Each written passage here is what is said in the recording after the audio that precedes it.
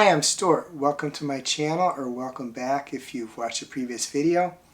In this video I'm going to do the Sir Isaac Newton book tag. I was tagged by Pat at Book Chat with Pat 8668 and thanks for tagging me, Pat. I'm just going to repeat what Pat said to give credit to the original creator of this video.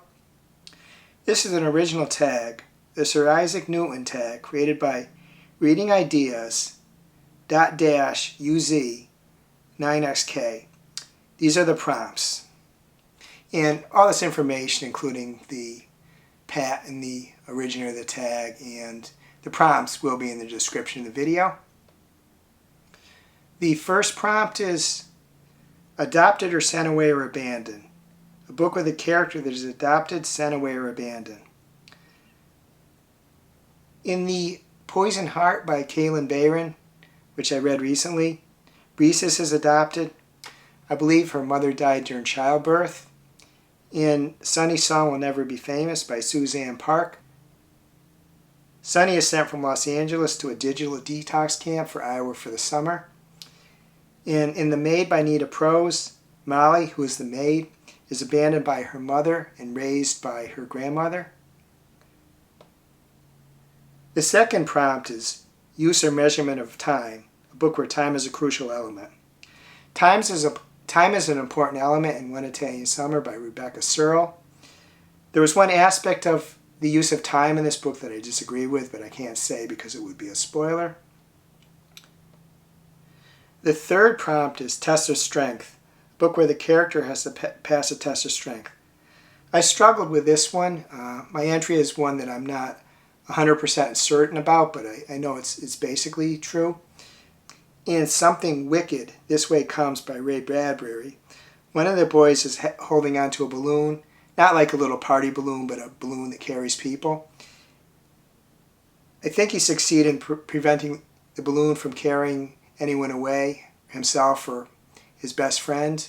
I know he didn't get carried away from the balloon, so he did win that.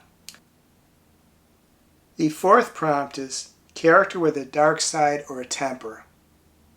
A book where a character has a dark side or a temper. In The Last Tale of the Flower Bride by Rakshani Chokshi, the character that the book revolves around, Indigo, has a dark side. And in Juniper and Thorn, the father in the story has a wicked temper. The fifth prompt is A Quest that Destroys Personal Life. Book where the quest is deemed so big the character either chooses to have no personal life or it is destroyed. In The Island of Dr. Moreau, Moreau does a series of experiments that are a total obsession for him. There are serious consequences to Moreau and others as the result of his experiments. H.P. Lovecraft has many short stories where the protagonist is obsessed with pursuing forbidden knowledge and it costs them their lives. The sixth prompt is A Questionable Decision, a book where the main character makes a questionable decision. In The Secret History by Donna Tartt, the main character abets a murder.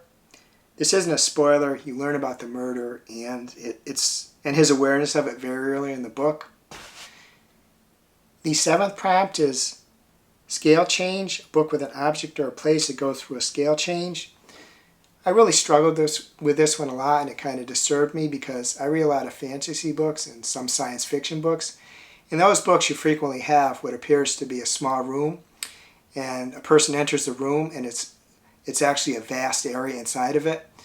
But despite looking at the books I've read in the past 2 years plus since I've been a Storygraph, I couldn't think of an entry in any of those books where this occurred. So I kind of stretched the definition a little bit of this. In the Encyclopedia of Fairies by Heather Fawcett, there's an animal that has a significant size change. The eighth prompt is Falling or Something to Do with Gravity, a book where something or someone is falling or where gravity plays a part. In The Starless Sea by Erin Morgenstern, there are a couple of people who have a very long fall. In The Martian by Andy Weir, gravity plays an important role because they are trying to get an astronaut off the surface of Mars. The 9th prompt is Red Herring, False Trail, Use of Codes. A book with a red herring, a false trail or quest, or the use of codes. In Mimi Lee Cracks the Code, a Sassy Cat Mystery by Jennifer J. Chow, there is somewhat of a red herring. In The Grown Up by Gillian Flynn, there's a false trail. In The Starless Sea by Aaron Morgenstern, there are codes in a sense that things have to be done in a certain order to open doors, or to allow access to stuff. There might have been actual codes there, as in like a code for a safe or something like that, but I'm not sure. I can't recall exactly. Revenge Punishment, a book with an element of revenge or punishment. In The Power by Naomi Alderman, there's a considerable amount of revenge and punishment.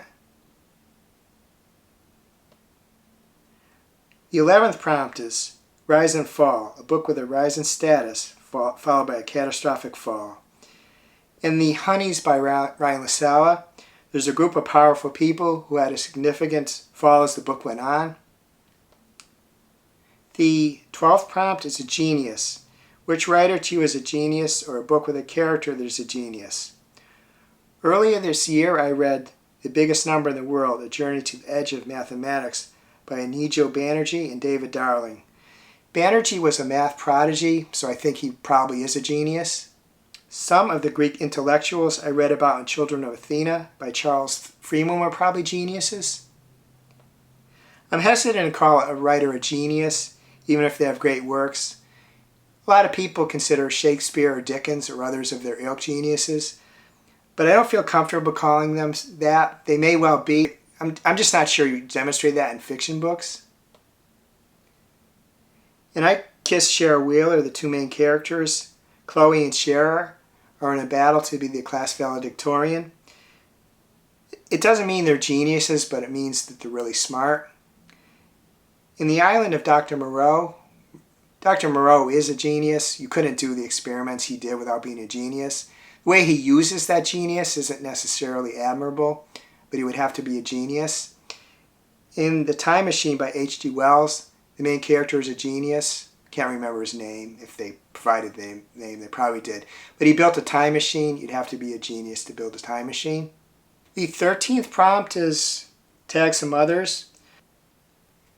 First, I tag anyone who would like to do this tag. And then I'm specifically going to tag the following people. I'm going to tag Nix at Nix Reads, Smitty N at Book Smitten, John at Disquiet and Dragons, IH3ZM, and Kayla V at Reading with Kayla V. Again, I would like to make clear that me tagging you doesn't mean that I have any expectation to do it. I never want people to think they're obligated to do it, but I found this tag particularly challenging. As indicated in my answers, there was a couple of the questions that I couldn't give answers that I was totally confident in, and even the others that I did, it was quite challenging. So I think you might find it interesting. So if you find the time, I'm sure I'd be interested to see your answers. I'd also like to say too, if anybody is watching this video, even if they don't post videos themselves, if you'd like to answer any of these prompts in the comments, I'm sure I'd enjoy reading your answers. If you enjoy this video, please like and subscribe. Please hit the bell so you'll be notified when I upload further videos. I hope to upload videos on Sundays, which will be weekly wrap-ups, and on Wednesdays, a variety of videos, tags. If I have, like, say 2 or 3 books that have a common theme, I might do I might do a review video for those. I hope you have a wonderful day.